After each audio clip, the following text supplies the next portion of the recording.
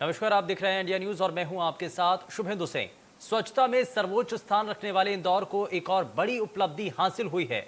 इंदौर को अब water plus city घोषित किया गया, यानी इंदौर ने एक और कमाल करके दिखाया है। इंदौर ने देश की पहली वाटर प्लस सिटी होने का गौरव हासिल किया। इंदौर को वाटर सिटी का खिताब मिला। इंदौर इसके लिए तय 12 मानकों पर खरा उतरा है। शहर ने नदी और नालों में सीधे सीवरेज वाटर जाने से रोका। यह बताया जा रहा है कि ट्रीटमेंट वाटर नदी नालों में गिराया जाता है। इस तरह इंदौर में हर दिन 312 एमएलडी पानी साफ हो रहा है और इंदौर नगर निगम को इसमें 100% अंक मिले हैं। इस उपलब्धि के साथ ही शहर को 7 स्टार का दर्जा मिलने का रास्ता साफ हो चुका है। साथ ही 5वीं बार स्वच्छता में नंबर 1 बनने का रास्ता भी लगभग साफ है। और इसके लिए बीजेपी के राष्ट्रीय महासचिव कैलाश विजयवर्गीय ने इंदौर के अधिकारियों और जनप्रतिनिधियों को बधाई दी। विजयवर्गीय ने कहा कि हमारी ये पुरानी इच्छा थी कि शहर की नदियों में साफ पानी बहे। उन्होंने कहा कि इंदौर की नदियों में वाटर ट्रांसपोर्ट चलाने के लिए इस पर विचार किया जाना चाहिए। उन्होंने कहा कि इंदौर का ट्रैफिक जिस तरह से बढ़ रहा है, उससे हमें एक वैकल्पिक यातायात का साधन जरूर मिल सकता है।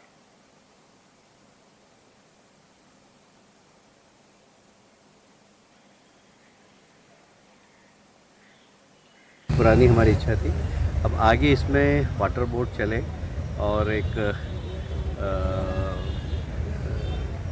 जल आवागमन भी चालू हो, वाटर ट्रांसपोर्ट, जिसमें रोड से प्रेशर कम होगा। क्योंकि यदि मोटर बोट चलेगी तो कृष्णपुरा से लेकर यदि हमको जवाहर मार्ग जाना हो और कुछ ऐसे हर्डल्स नहीं हो तो हम छावनी तक भी जा सकते हैं। ऐसे इसकी तैयारी हमें करना चाहिए, क्योंकि इंदौर में जिस तरीके से ट्रैफिक बढ़ रहा है उसमें बहुत ज़रूरी है कि इस नदी को शहर की सुंदरता के साथ साथ एक वाटर ट्रांसपोर्ट भी प्रारंभ होना चाहिए। तो इंदौर को वाटर प्लस सिटी का खिताब मिला है और ऐसे में 12 मानकों पर इंदौर खरा उतरा है। लगातार इसको लेकर के पहले से तैयारियां की गई और उन तैयारियों के आधार पर जो सिस्टम है उसको तैयार किया गया, उसी आधार पर आगे बढ़ने की कोशिश की गई। ऐसे में जो लगातार प्रयास किए जा रहे थे उसमें अब सफलता मिलती हुई नजर आ रही है और वाटर प्लस सिटी आपका यहाँ पर एक तरीके से खिताब इंदौर शहर को मिला है। और वाटर प्लस सिटी के लिए लगातार पहले से कोशिशें की गई। प्रशासनिक अधिकारियों के द्वारा एक रोड मैप तैयार किया गया कि कैसे इस दिशा में आगे कदम बढ़ाए जाएं। ऐसे में लगातार प्रयास किए जाते रहे, समय के साथ साथ चीजों को बदलने की कोशिश की गई और इसका आज परिणाम देखने को मिला है। और देश का पहली वाटर प्लस सिटी इंदौर बन चुकी है और ये एक उपलब्धि इंदौर शहर के लिए एक बड़े तमगे के तौर पर है, एक बड़ी उपलब्धि है। जहां देश के अंदर अलग अलग हिस्सों के अंदर आप लगातार प्रयास होते रहे हैं लेकिन वो सार्थक नजर नहीं आए हैं, लेकिन इंदौर की अधिकारियों की इस मेहनत के बदौलत, निगम की लगातार जो कोशिशें थी, उनकी प्रयासों की बदौलत ये फिलहाल सार्थक होता हुआ नजर आया और देश की पहली वाटर प्लस सिटी इंदौर बनती हुई नजर आई है। तस्वीरों के जरिए भी हमने आपको दिखाया और लगातार आप देख भी रहे हैं कि इंदौर में कितना आमूलचूल परिवर्तन आया है और इसके लिए सबसे पहले जो बुनियादी ढांचा था उसको बदलने की बहुत हद तक जरूरत थी, जिस पर अधिकारियों के द्वारा इस पर नजर बनाई गई। और ऐसे में कई और उपलब्धियां भी इंदौर शहर के पास हैं, लेकिन ऐसे में एक और बड़ी उपलब्धि आप जो वाटर प्लस सिटी के तौर पर इंदौर शहर को मिली है, इसकी एक अलग पहचान बनी है। ये पहचान न सिर्फ प्रदेश के अंदर है बल्कि देश भर के अंदर पहली वाटर प्लस सिटी इंदौर जब बनती है तो पूरे देश की नजरें इंदौर के ऊपर आ टिकती हैं। ये हर कोई देखना चाहता है कि कैसे ये सब कुछ संपन्न हो पाया, कैसे ये सब कुछ काम किए गए और इसके लिए कितना रोड मैप पर काम किया गया। अधिकारियों की इसमें मेहनत है और जनप्रतिनिधियों के द्वारा इस पर जो आगे बढ़ने के लिए रोड मैप तैयार किया गया उनकी कोशिशें हैं, लेकिन ऐसे में जनता का सहयोग भी है। और इंदौर को जहां एक बड़ी यहां पर तस्वीर इंदौर की पेश होती हुई नजर आई है, तो यहां पर यह भी साफ हुआ है कि इंदौर अब बदलावों के दौर से आगे बढ़ता हुआ अब सफलता की दिशा में आगे बढ़ रहा है। बदलाव लगातार शहर के अंदर हो रहे हैं और एक अच्छे बदलाव हो रहे हैं, जिससे कि आम जनता जो कि इंदौर शहर के रहने वाले लोग हैं, उनके आम जीवन के अंदर बदलाव भी आ सके, वो देख भी सके।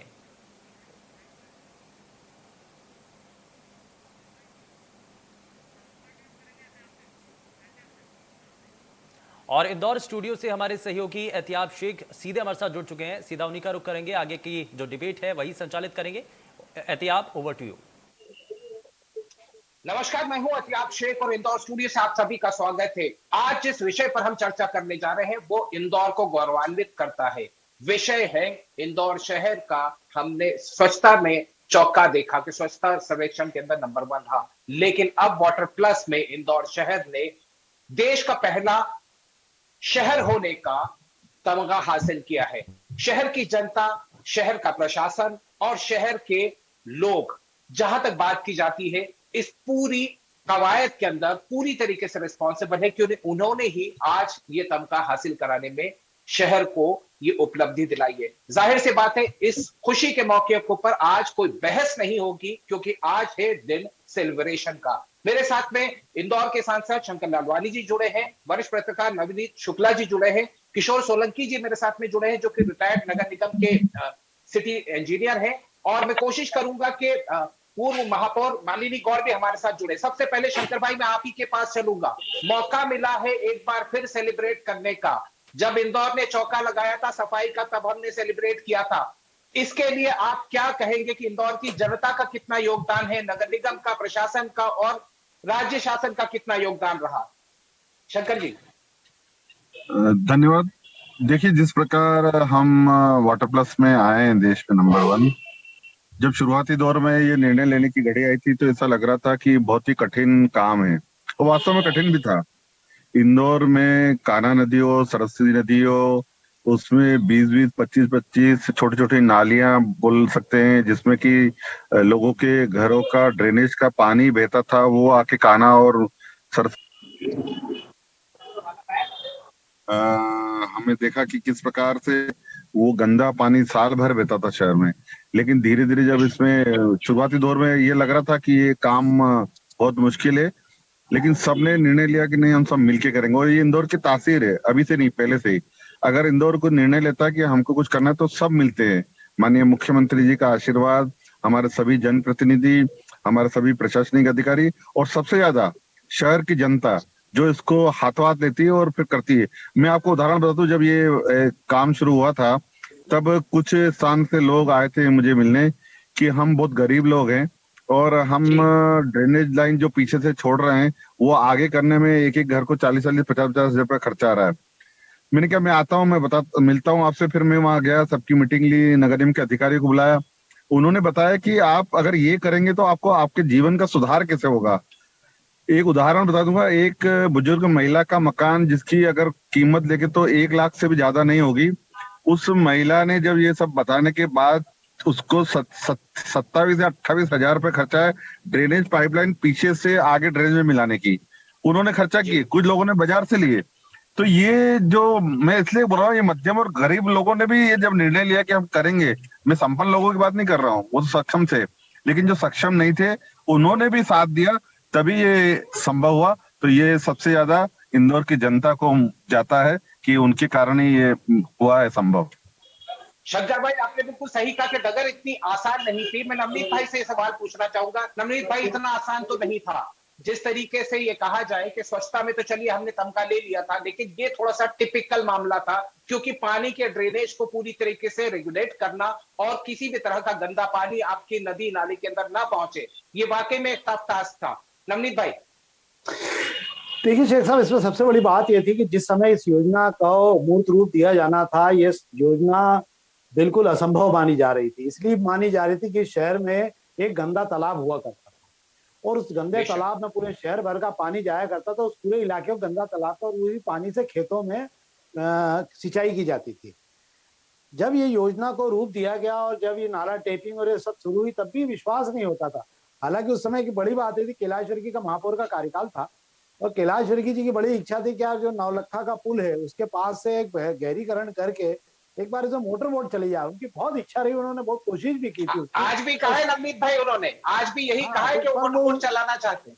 पर मेरा मानना रहता है कि ये स्वप्न इतने आसान नहीं है, क्योंकि अमूमन मैं माना जाता हूँ कि शहर में जो भी स्वप्न देखे जाते हैं बड़े कठिन होते हैं और कठिन सपने पूरे करने का उद्देश्य जो होता है वो राजनीतिक विरासत में मिला हो तो कोई बात नहीं होती। मैं दोनों चीजें आज आपके प्लेटफॉर्म से शंकर जी को बधाई भी देता हूँ, धन्यवाद भी देता हूँ। उन्होंने शहर को आज 3 पुल स्वीकृत करा के दिए हैं और ये तीनों की बड़ी जरूरत भी थी। मैं उनसे ये भी आग्रह करूंगा कि इसी के साथ में रिगल टागिज को लेकर भी कोई बड़ा प्लान कर लें, क्योंकि आने वाले 10 साल बाद रिगल टाकीज पे महाभारत शुरू हो जाएगी यातायात सर शंकर भाई से अपन चर्चा करेंगे, लेकिन आज तो सेलिब्रेशन का दिन है, तो सेलिब्रेट कर लेते हैं। नहीं, मेरे चलिए को मैं मौका किशोर मिला भाई तो से मैंने पूछ लेता हूँ। जी मैं किशोर भाई से रिएक्शन लेता हूँ। सर आप रिटायर्ड इंजीनियर हैं नगर निगम के, सर आपने देखा था, आपके कार्यकाल में भी हो सकता है कि काम शुरू हुआ होगा, काम चल रहा था। सर बहुत टफ जॉब था, it was not an easy job. Kishore भाई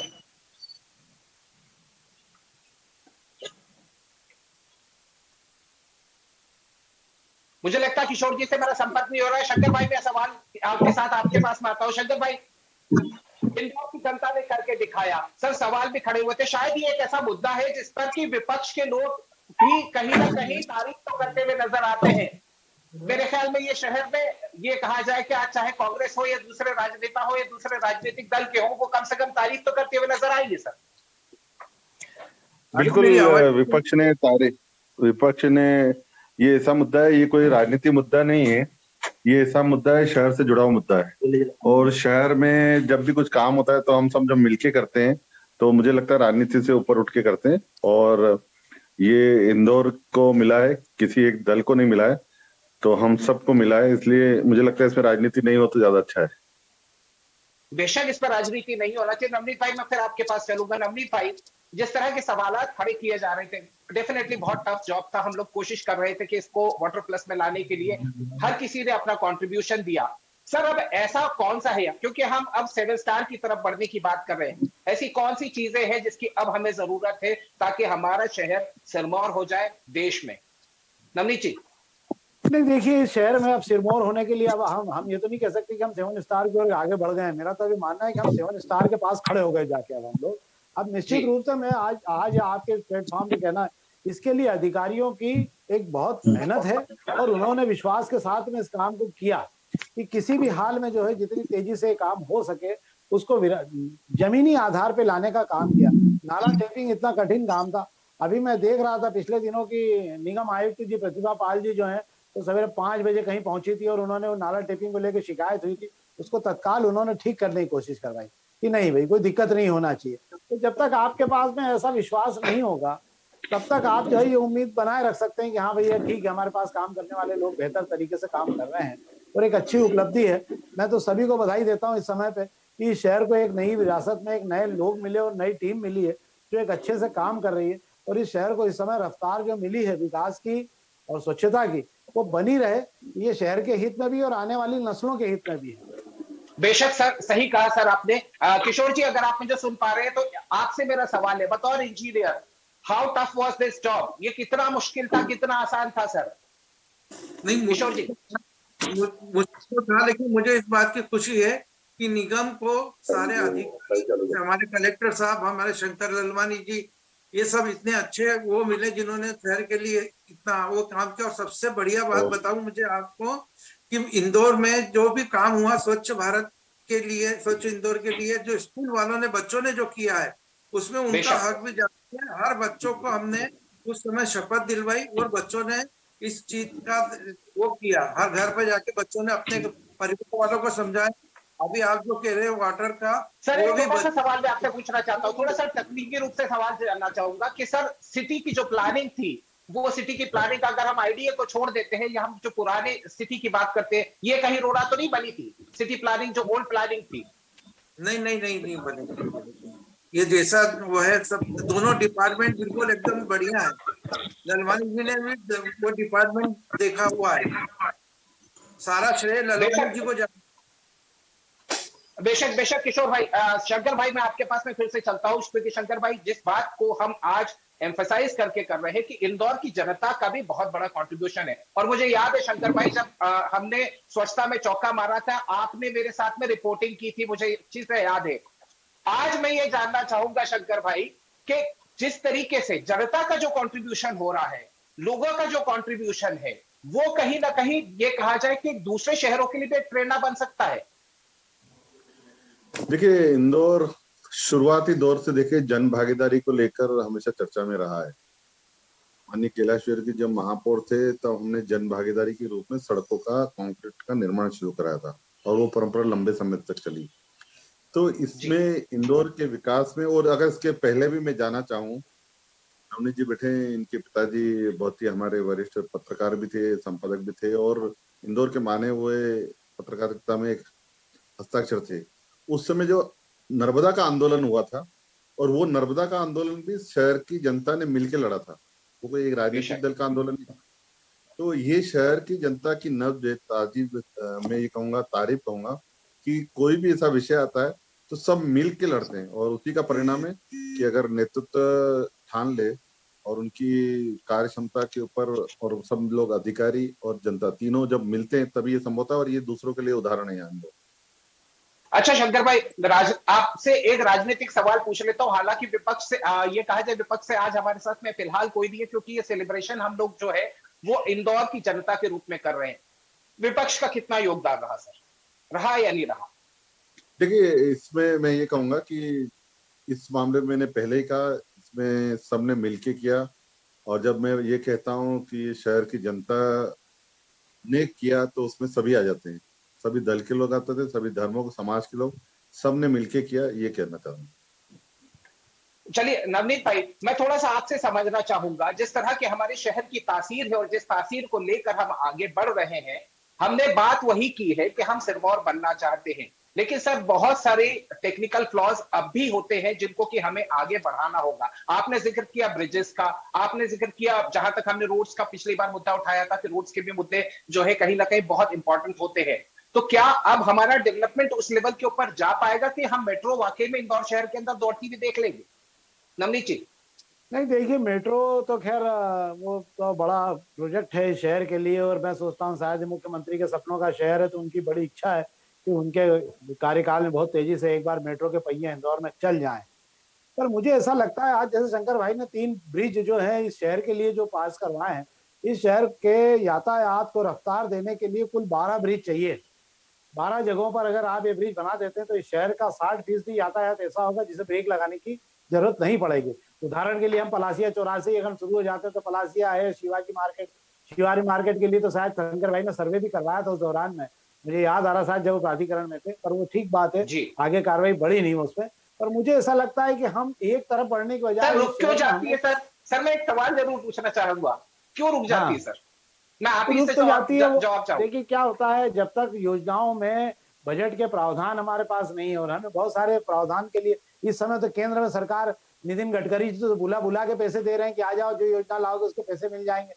तो मुझे ऐसा लगता है कि जितना लाभ उठाया जा सकता है उठा लेना चाहिए शहर के लिए। तो सर हमारे लिए बहुत जरूरी है। शंकर भाई से बात करते हैं ना, शंकर भाई इनिशिएटिव ले रहे हैं आप? देखिए, नवनीत भाई ने जो बात की उसमें मैं थोड़ा क्लियर करना चाहूंगा, क्योंकि उन्होंने एक वाइड बात की है। जो माननीय नितिन गडकरी जी का विभाग है वो नेशनल हाईवे का विभाग है।